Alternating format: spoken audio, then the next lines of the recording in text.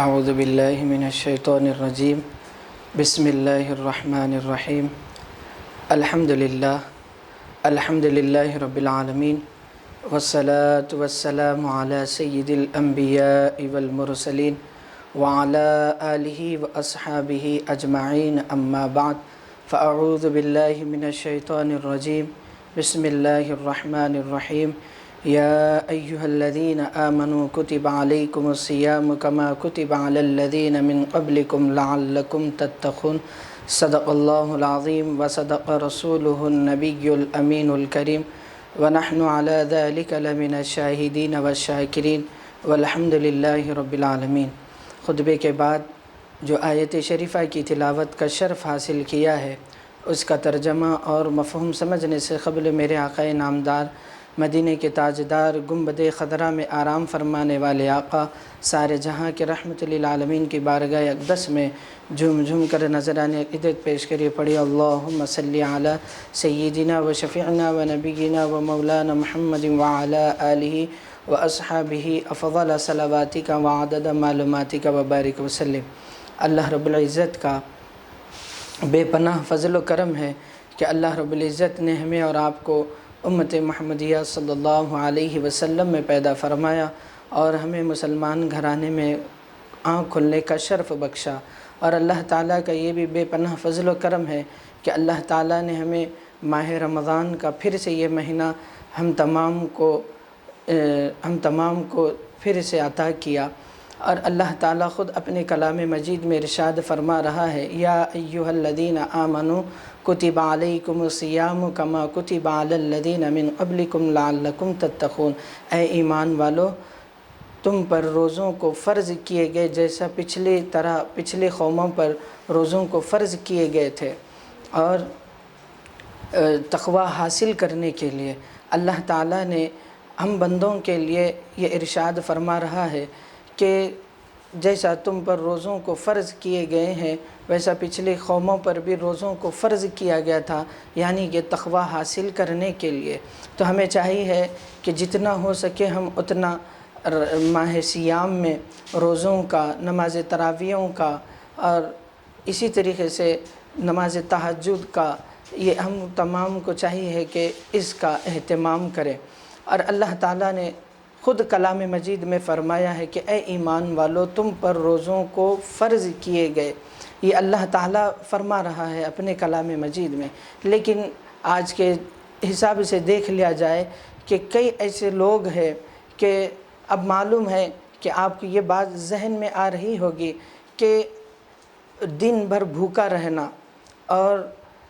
سارے دن بھر میں جو کھاتے ہیں جو پیتے ہیں، پھر بھی ان روزوں میں روزے کے لیے اب پھر یہ بھوکا رہنا تقوی حاصل کرنے کی علامت کیسی ہوگی؟ تو اس لیے اس سب سے پہلے آپ کو ایک چیز کو سمجھنا ہوگا، ایک مصلحت کو سمجھنا ہوگا کہ آپ کو یہ بات سمجھ میں آ جائے گی کہ بھوکا رہنے کی وجہ سے تقوی حاصل کیسے ہوگا۔ یہ ایک عام سوال آپ کے ذہن میں آتا ہوگا۔ تو اس لیے کہ آپ اندازہ کر لیں کہ اللہ تعالیٰ نے کہا ہے کہ تم پر روزوں کو فرض کیے گئے، تم پر روزوں کو فرض کیے گئے، اور جیسا کہ پچھلی قوموں پر اللہ تعالیٰ نے ان قوموں پر بھی روزوں کو فرض کیے گئے تھے تاکہ تقوی حاصل کرنے کے لیے۔ یہ عام بات ہے کہ دن بھر انسان روزے کی حالت میں تمام جو چیز شریعت میں جائز تھی، اور جیسے ہی روزے کی حالت میں انسان آ جاتا ہے، بندہ مومن آ جاتا ہے، روزہ سحر کے بعد افطار سے قبل تک وہ کچھ کھاتا نہیں ہے، پیتا نہیں ہے، ہر وہ چیز سے محفوظ رہتا ہے۔ کیوں کہ وہ روزے کی حالت میں ہے۔ تو آپ کو معلوم ہوگا کہ یہ بھوکا رہنا تقوی حاصل ہونے کے برابر کیسا؟ تو یہ ایک بات ہے کہ اس مصلحت کو سمجھنا ہوگا کہ آپ اندازہ کر لیں کہ کھانے پینے ہر وہ چیز سے محفوظ رہنا گویا کہ تقوی حاصل کرنے کے برابر کیسے ہوگا؟ تو یہ آپ سمجھ لیں کہ اللہ تعالیٰ نے ایک حدیث شریف ہے کہ اللہ کے حبیب صلی اللہ علیہ وسلم نے ارشاد فرمایا کہ جیسے ہی رمضان کا چاند نظر آتا ہے تو شیاطین کو زنجیروں کے اندر کچیڑ کر رکھ دیتا ہے۔ یہ ایک شیطان انسان کو عبادت کے لیے روکتا، عبادت کے لیے اس لیے روکتا کہ اگر میں اس کو روکوں تو یہ میرے اللہ کی عبادت سے میں اگر اس کو روکوں تو وہ اپنے آپ میں خوشی محسوس کرتا ہے، شیطان اپنے آپ میں خوشی کو محسوس کرتا ہے۔ اگر کوئی علم دین حاصل کرنے کے لیے جاتا ہے تو بندہ وہ ایڑی چوٹی کا زور اس کے اوپر لگاتا، تاکہ کیوں کہ اگر یہ ایک بندہ اگر اسلام یعنی دین اسلام کو اگر جانا ہے تو اس کو اچھے طریقے سے حاصل کر لیا ہے تو لوگوں کو یہ اللہ کے طرف مشغول کرے گا، تو میں اس لیے اس کو روک لوں۔ تو یہ شیطان کا منصوبہ ہے کہ وہ ہر بندے مومن کو بھٹکاتے رہے، لیکن جیسے ہی رمضان آتا ہے تو اللہ تعالیٰ کو یہ پسند نہیں ہے کہ جب بندہ میرے خاطر میری رضا کے لیے بندے مومن روزہ رکھتا ہے تو میں بندے مومن کو پریشان ہونے نہ دوں۔ سب سے پہلے بندے مومن کو پریشان ہونے کے لیے شیطان ورغلاتا ہے، تو اس لیے اللہ تعالیٰ جیسے ہی رمضان کا چاند نظر آتا ہے تو اس شیطان کو زنجیروں کے اندر کچیڑ کر رکھ دیتا۔ اب رہا مسئلہ، جب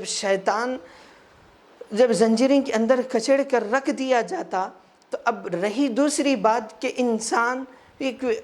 جب کوئی بندے مومن، جب ایسی کتنے مسلمان نہیں ہیں جو رمضان کے چاند کو پاتے ہیں، رمضان کے مہینے کو پاتے ہیں، روزوں کو ترک کرتے ہوئے نظر آتے، روزوں کو فوت کرتے ہوئے نظر آتے، بازاروں کی زینت بنے ہوئے ہوتے ہیں۔ تو یہ طرح طرح کے جھوٹ بولنا، غیبت کرنا، کسی کی برائی کرنا، کسی کو مارنا، کسی کے اوپر ظلم کرنا، روزے دار پر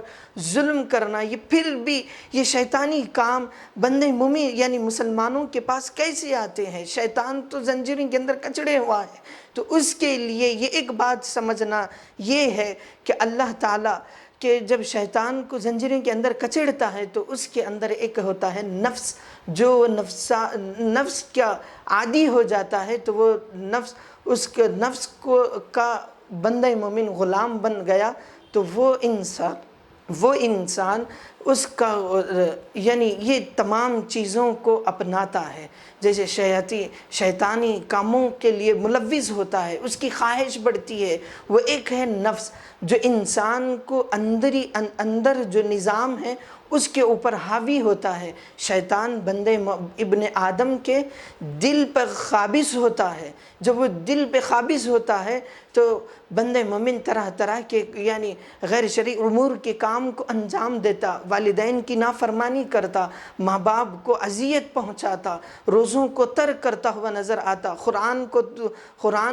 کو چھوڑتا ہوا نظر آتا اور ماں باپ کی نافرمانی کرتا ہے۔ تو یہ چیز ہے کہ جو انسان بندے مومن جب قرآن سے جیسے اس ماہ رمضان کو پاتا ہے، ان چیزوں کو بھی فوت کرتا ہوا نظر آ رہا ہے، تو اس کے لیے وہ ایک ہے نفس، وہ جو عادی ہو جاتا ہے، نفس کی خواہشات والی نفس کا عادی ہو جاتا ہے، تو اس لیے بندے مومن یہ طرح طرح کے کام کرتا ہوا نظر آتا۔ رمضان میں آپ سمجھتے ہوں گے کہ رمضان میں اللہ تعالیٰ شیاطین کو زنجیروں کے اندر کچیڑتا ہے، پھر بھی یہ شیطان سے زیادہ کامیں کرتا ہوا نظر آتا، جھوٹ بولتا ہے، غیبت کرتا ہے، ماں باپ کی نافرمانیاں کرتا، پھر بھی اس بندے مومن یہ شیاطین کے کام کو کیسے انجام دے رہا ہے؟ تو اس کی وجہ یہ ایک ہے کہ شیاطین تو زنجیروں کے اندر کچڑے ہوئے ہیں، تو اس کی وجہ یہ ہے کہ وہ نفس اس کے اندر ورغلا رہا ہے، وہ خواہشات والی نفس کا غلام ہو چکا ہے۔ اس لیے وہ نفس کے عادی ہونے کے لیے وہ ایک بندے مومن یہ طرح طرح کے کام کرتا ہے۔ اگر میں آپ کو ایک مثال دوں، اگر کوئی بندہ یعنی کوئی مسلمان، کوئی ایک شخص اگر کوئی اچھے ایک باغ، پھولوں کے باغ میں اگر چلا گیا،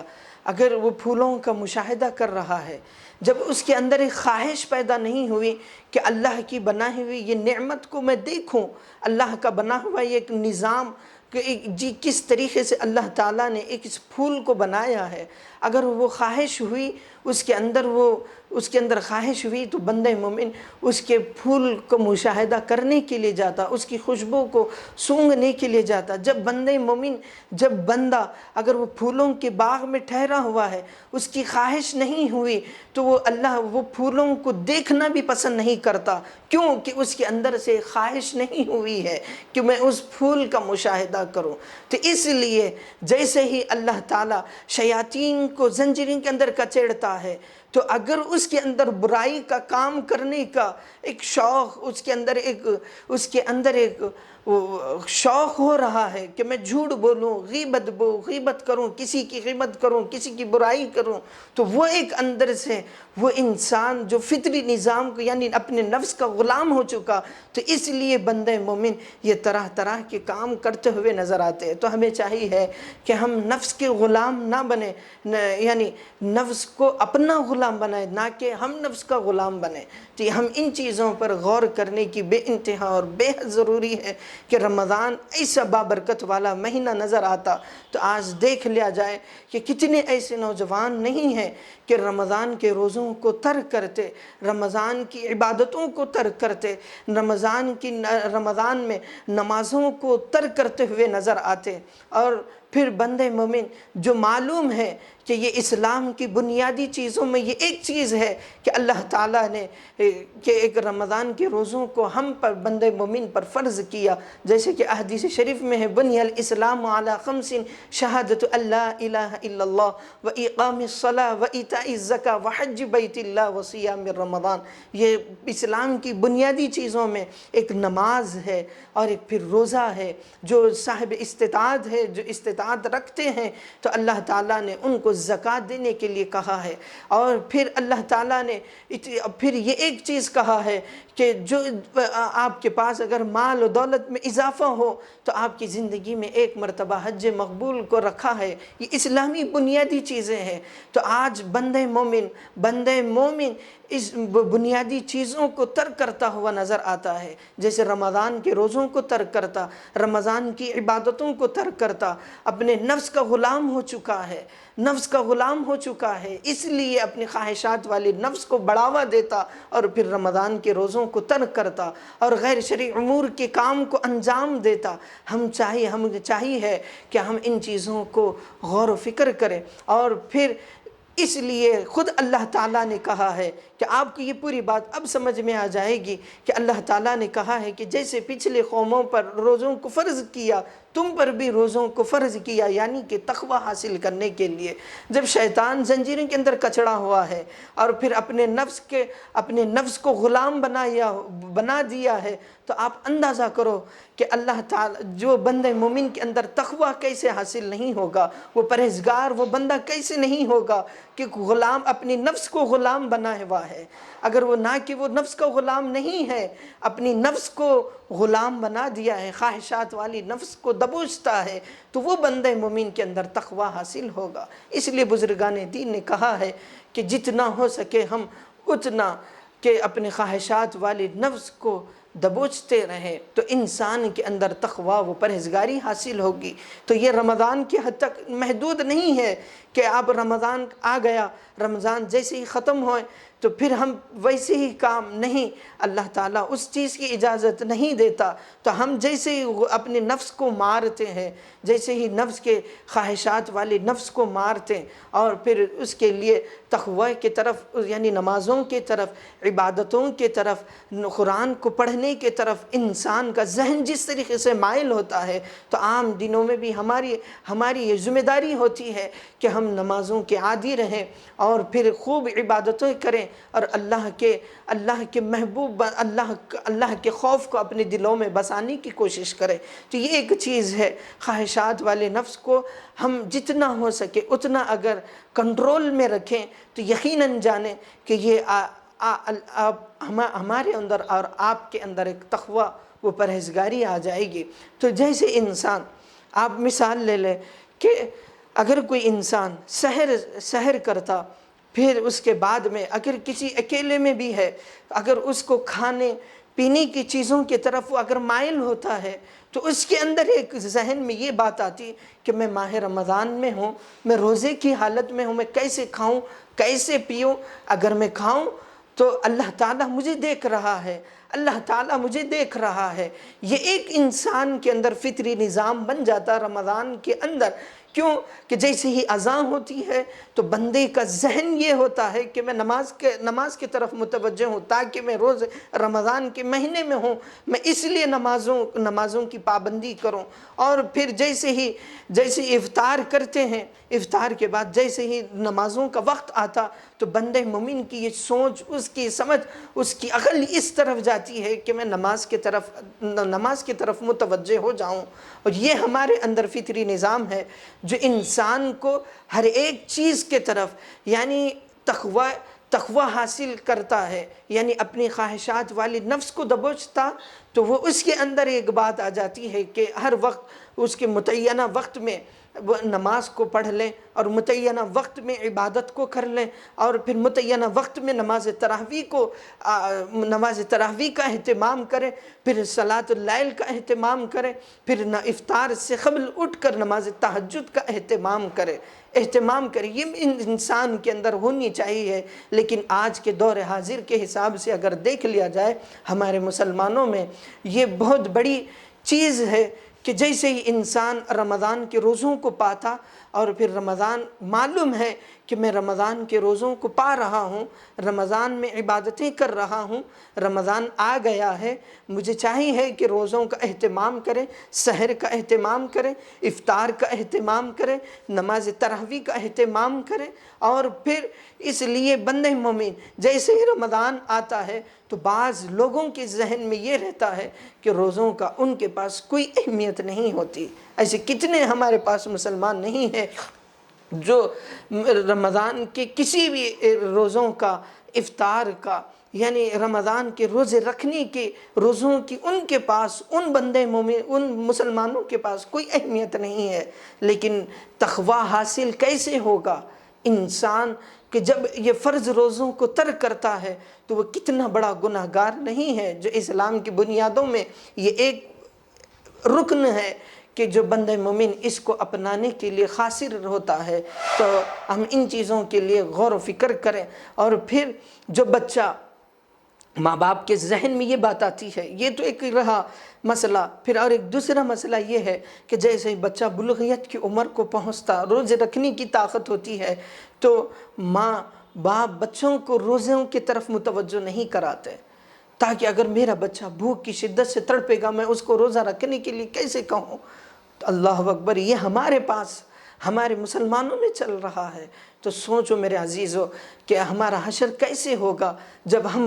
جو فرض چیزیں اللہ تعالیٰ کی خوشنودی حاصل کرنے کے لیے سال کے 12 مہینوں میں، اللہ تعالیٰ نے سال کے 11 مہینوں میں نہیں کہا کہ تم پر روزوں کو فرض کیے گئے، اللہ تعالیٰ نے یہ نہیں کہا، سال کے 11 مہینوں میں نہ جانے ہم نے کون سی گھڑی میں، کون سے لمحات میں، کس وقت میں، کس رات میں، کس دن میں، نہ جانے ہم سے کون سا گناہ ہو کر بیٹھے ہو، ہمارے یہ ہاتھ سے ہم نے اللہ کو ناراض کرنے والے کام کیے ہوں گے، نہ جانے ہمارے پیر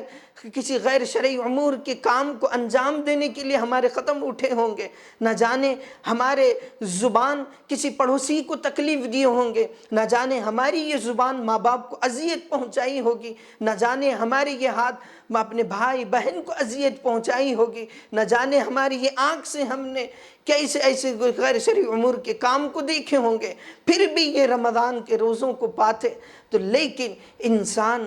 ہمارے پاس، ہمارے معاشرے میں، ہماری سوسائٹی میں ہم ان روزوں کو فوت کرتے ہوئے نظر آتے۔ والدین کی یہ ذمہ داری ہوگی کہ جو بچے بلوغیت کی عمر کو پہنچ گئے، جو روزہ رکھنے کی طاقت رکھتے ہیں، تو ہمارے والدین کا سب سے پہلی یہ ذمہ داری ہوگی کہ ہمارے بچوں کو روزے رکھنے کے عادی بنائیں، اور پھر ہمارے بچیوں کو بھی روزے رکھنے کے عادی بنائیں،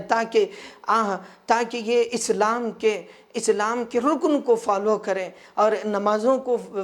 فالو کرتے رہیں، اور ان کے اندر بھی ایک تقوی و پرہیزگاری آ جائے، تاکہ دنیاوی کوئی چیز کہ وہ دنیا کے ہر وہ کام کرنے کا شوق انسان کے اندر ہوتا ہے، ایک شوق، ایک جذبہ ہوتا ہے۔ انسان اگر کوئی چیز کو، ایک اللہ تعالیٰ کی بنائی ہوئی قدرتی چیز کو اگر دیکھ لیا جائے، تو اگر وہ کوئی ایک نئی چیز نظر آ جائے تو انسان کے اندر ایک فطری نظام ہوتا ہے، اس کی خواہش ہوتی ہے کہ میں اس چیز کے اچھے قریب سے مشاہدہ کروں، میں اس چیز کو اچھے طریقے سے مشاہدہ کروں، تو تاکہ اس کے اندر وہ دیکھنے کے بعد اس کے اندر ایک خوشی ہوگی کہ اللہ تعالیٰ کا یہ بنائی ہوئی چیز کو میں نے مشاہدہ کیا، میرے پاس میں نے ایک عجیب چیز کو دیکھ لیا، ایک عجیب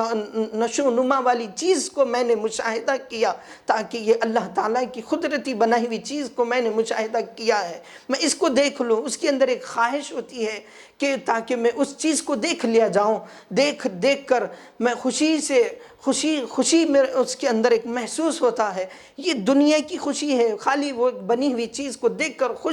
خوشی حاصل کرنے کے لیے دیکھتا ہے۔ یہ ایک چیز ہے۔ جب اللہ تعالیٰ رمضان جیسے ہی آتا ہے تو بندے مومن کے ثواب میں اضافہ کر دیتا ہے۔ اگر کوئی نفل نماز پڑھ رہا ہے تو اس کو فرض نماز کا ثواب اللہ تعالیٰ دے رہا ہے، اور پھر جب کوئی بندے مومن قرآن پڑھتا ہے تو اللہ تعالیٰ اس کے اندر اس کو ایک آیت کے لیے اس کو دگنا اضافہ، یعنی عام دنوں سے رمضان میں سب میں زیادہ اس کے لیے ثواب میں اضافہ کرتا ہے۔ لیکن ان چیزوں کو حاصل کرنے کے لیے، اور پھر اللہ تعالیٰ رمضان میں بندوں کے رزق میں اضافہ کرتا ہے، اور اللہ تعالیٰ ہمارے بندے مومن کے جو کماتے ہیں، جو کاروبار والے ہیں، جو کمپنیوں میں کام کرتے ہیں، اللہ تعالیٰ ان کی کمائیوں میں اضافہ کرتا ہے۔ یہ چیز انسان کے اندر اللہ تعالیٰ جو بندے مانگے یا نہ مانگے، اللہ تعالیٰ ان کے رزق میں اضافہ کر رہا ہے۔ ایک سال کے 12 مہینوں میں یہ ایک مہینہ دے رہا ہے، لیکن پھر بھی انسان ان چیزوں کے طرف، اس چیز کے طرف متوجہ نہیں ہوتا جو اللہ تعالیٰ نے خود کہا ہے کہ رمضان میں اللہ تعالیٰ بندوں کے رزق میں اضافہ کر رہا ہے۔ اور اللہ تعالیٰ نے خود کہا ہے جیسے ہی رمضان کا چاند نظر آتا ہے سارے دوزخ کے دروازوں کو بند کر دیتا ہے اور جنت کے دروازوں کو کھول دیتا ہے، تو پھر بھی بندہ مومن ان چیزوں کے طرف متوجہ نہیں ہوتا۔ تو آج دیکھ لیا جائے کہ جو انسان ان چیزوں کے طرف متوجہ نہیں ہوتے، رمضان کے روزوں کو ترک کرتے ہوئے نظر آتے، رمضان کی عبادتوں کو ترک کرتے ہوئے نظر آتے، نہ نماز تراویحوں کا اہتمام کرتے ہوئے نظر آتے، تو ہمیں چاہیے ہے کہ جو لوگ ان رمضان میں، یعنی رمضان کے روزوں کو ترک کرتے، نماز تراویحوں کو ترک کرتے، ہر وہ عبادتوں کو ترک کرتے، تو ان سے خواہش ہے کہ ہم نماز تراویحوں کا اہتمام کریں، اور پھر نمازوں کی پابندیوں، رمضان کے روزوں کا اہتمام کریں۔ جو نوجوان روزے رکھنے کی قوت رکھتے ہیں، طاقت رکھتے ہیں، تو ان سے خواہش ہے کہ وہ خاص طور سے رمضان کے روزوں کا اہتمام کریں، اور پھر دیکھیں کہ اپنے اندر کتنے نیک کاموں کا، یعنی تقوی، روزے رکھنے کے بعد ہمارے اندر تقوی کیسے حاصل ہوگا، پرہیزگاری کیسے حاصل ہوگی۔ یہ چیز کو آپ دیکھیں، اندازہ کریں، تو یقیناً ہماری زبان بھی کنٹرول ہوگی۔ اگر ہم زبان سے کسی کو اذیت دینا چاہتے تو وہ روزے کی حالت میں ہے تو بولنے سے تکراتا ہے، تاکہ میں روزے کی حالت میں ہوں، میں جھوٹ کیسے بولوں، کسی کی غیبت کیسے کروں، کسی کو اپنی زبان سے تکلیف کیسے دوں۔ اگر وہ انسان جو روزے کی حالت میں ہے کسی کے اوپر نہ غیر ضروری کسی کے اوپر ظلم کرنے سے رکا رہتا، کیونکہ میں روزے کی حالت میں، وہ بھی بندہ روزے کی حالت میں ہے، میں اسے کیسے اذیت پہنچاؤں، پڑوسی ہے تو ان کو میں کیسے اذیت پہنچاؤں، کہ رمضان کا مہینہ ہے۔ یہ فطری نظام انسان کے اندر یہ چیز ذہن میں آتا ہے۔ لیکن آج ہمیں چاہیے ہے کہ اس دور حاضر میں ہمیں بے انتہا یہ بہت سخت ضرورت ہے کہ ہم اسلام کے ہر وہ چیز کو، اسلام اللہ تعالیٰ نے جو اسلام کے لیے، بندے مومن کے لیے جو اسلام کی بنیادوں کو سمجھنے کی ضرورت ہے، جو اسلام کی 5 بنیادوں کو انسان اگر سمجھ جائے تو یقیناً اگر یہ 5 چیزوں پر عمل کر لیں تو یقیناً اس کے زندگی میں ایک نیا انقلاب پیدا ہوگا۔ اسلام کی بنیادی چیزوں کو سمجھنا اور اس پر عمل کرنا، یہ آج مسلمانوں کے لیے بے انتہا اور بے سخت ضرورت ہے کہ جو انسان نمازوں کا عادی ہوگا اس کے اندر کبھی برائی پیدا نہیں ہوگی، اور اس کے اندر ایک تقوی پرہیزگاری اس کے اندر سے ایک آشناز ہوگا، وہ اس کے اندر ایک چیز اس کے اندر پیدا ہوگی، اس کی زبان میں مٹھاس پیدا ہوگی، وہ اپنی زبان سے کسی کو تکلیف نہیں دے گا۔ یہ چیز ہمیں سمجھنے کی بے انتہا ضرورت ہے۔ اور پھر اس کے اندر وہ اپنی زندگی میں مال کو کمایا ہے، اللہ تعالیٰ اس کی زندگی میں اس کے مال میں اضافہ کیا ہے، تو وہ اب کچھ اپنے مال کے حصے میں سے وہ زکوٰۃ کو نکالتا ہے، اور پھر جیسے ہی رمضان کو پالے اور پھر رمضان کے روزوں کو رکھتا ہے، تو پھر اس کی زندگی میں کچھ اللہ تعالیٰ اور اس کے دولت میں اضافہ کیا جائے، تو اس دولت میں اضافہ ہو تو وہ اپنی زندگی میں ایک مرتبہ حج مقبول کر لیں۔ تو یہ ہمیں چاہیے ہے کہ مسلمان ان چیزوں کی طرف متوجہ نہیں ہو رہا ہے، تو ہمیں چاہیے ہے کہ ان چیزوں کی طرف متوجہ ہو، اور پھر ان چیزوں کو جتنا ہو سکے اتنا فالو کرنے کی کوشش کریں، تو یقیناً اللہ تعالیٰ ہمارے اور آپ کی زندگیوں میں ایک نیا انقلاب برپا ہوگا۔ تو ہمیں ان چیزوں کو سمجھنے کے لیے بے انتہا اور سخت ضرورت ہے کہ آج دیکھ لیا جائے کہ کتنے ایسے لوگ نہیں ہیں، کتنے ایسے گھراں نہیں ہیں کہ جو ان چیزوں کو ہم پس پش ڈال دیے، اور پھر ان کے اندر خدا کا خوف ان کے دلوں میں ذرہ برابر بھی نہیں رہا۔ اور پھر ایک حدیث شریف ہے کہ اللہ کے حبیب صلی اللہ علیہ وسلم نے منبر کی پہلی سیڑھی پر قدم رکھتے تو آمین کہا، پھر دوسری سیڑھی پر قدم رکھتے تو آمین کہا، تیسری سیڑھی پر قدم رکھتے تو آمین کہا۔ تو صحابہ کرام نے اللہ کے حبیب صلی اللہ علیہ وسلم سے پوچھا، یا رسول اللہ صلی اللہ علیہ وسلم یہ کیا معاملہ ہے؟ آپ نے پہلی سیڑھی پر قدم رکھے تو آمین کہا، دوسری سیڑھی پر قدم رکھے تو آمین کہا، تیسری سیڑھی پر قدم رکھے تو آپ نے آمین کہا۔ تو اللہ کے حبیب صلی اللہ علیہ وسلم نے ارشاد فرمایا کہ جب حضرت جبرائیل علیہ السلام میرے پاس آئے اور پھر کہنے لگے کہ جب میں پہلی سیڑھی پر قدم رکھا تو حضرت جبرائیل علیہ السلام نے کہا کہ جو کوئی بندہ اپنے ضعیف ماں باپ کو پالے اور ان کی خدمت نہ کرے تو ان کے لیے ہلاکت ہے کہا۔ تو اللہ کے حبیب صلی اللہ علیہ وسلم نے آمین کہا، پھر دوسری سیڑھی پر قدم رکھے اور پھر حضرت جبرائیل نے کہا کہ جو رمضان کو پالے اور پھر روزوں کو فوت کرتے ہوئے نظر آئے تو اس بندے کے لیے اس بندے کے لیے ہلاکت ہو کہا، ان لوگوں کے لیے ہلاکت ہو کہا۔ تو پھر اللہ کے حبیب صلی اللہ علیہ وسلم نے آمین کہا، پھر جب تیسری سیڑھی پر قدم رکھتے تو پھر اللہ کے حبیب صلی اللہ علیہ وسلم نے ارشاد فرمایا کہ جب تیسری سیڑھی پر قدم رکھے تو حضرت جبرائیل نے کہا جب آپ کا نام آ جائے اگر کوئی درود نہ پڑھے تو اس بندے کے لیے ہلاکت ہو کہا۔ تو اللہ کے حبیب صلی اللہ علیہ وسلم نے کہا آمین کہا۔ تو ہمیں اس حدیث شریف کو سمجھنے کی ضرورت ہے۔ اللہ کے حبیب صلی اللہ علیہ وسلم نے کیا کہا کہ جب پہلی سیڑھی منبر کی پہلی سیڑھی پر قدم رکھے، رمضان کے روزوں کو پالے، حضرت جبرائیل کہہ رہے ہیں جو رمضان کو پالے اور پھر اس میں روزے نہ رکھیں تو اس کے لیے اس بندے مومن کے لیے ہلاکت ہے کہا۔ تو اللہ کے حبیب صلی اللہ علیہ وسلم نے آمین کہا۔ یہ کون کہہ رہے ہیں؟ سارے جہاں کے رحمت للعالمین کہہ رہے ہیں۔ آج دور حاضر کے حساب سے دیکھ لیا جائے کہ ہمارے اندر اس طرح کی کمزوریاں پائے جا رہی ہے، اس کی وجہ کیا چیز کی ہے؟ اس کی وجہ یہی ہے کہ ہم نے رمضان کی اہمیت کو ہم نے نہیں سمجھا، اسلام کی اہمیت کو ہم نے نہیں سمجھا، اس لیے آج مسلمان ہر جگہ ٹھوکریں کھاتے ہوئے نظر آ رہا ہے۔ نمازوں کی ان مسلمانوں کے